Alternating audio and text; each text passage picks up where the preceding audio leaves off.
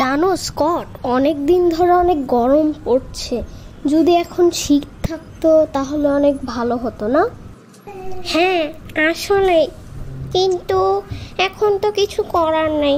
আচ্ছা চলো, ঠিক আছে, আমরা ওই দোকানটা থেকে আইসক্রিম কিনে খাই।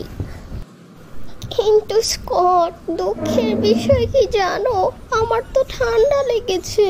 আমি কিভাবে আইসক্রিম খাবো? ও আচ্ছা, ওটাও তো একটা কথা।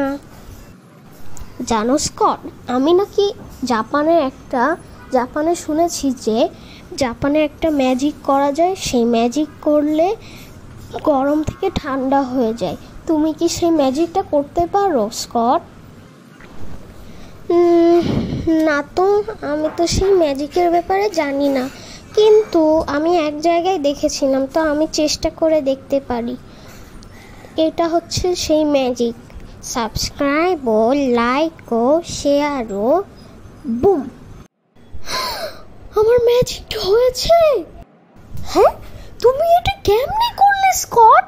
আমাকে বলো তুমি এটা কেমনে করলে স্কট?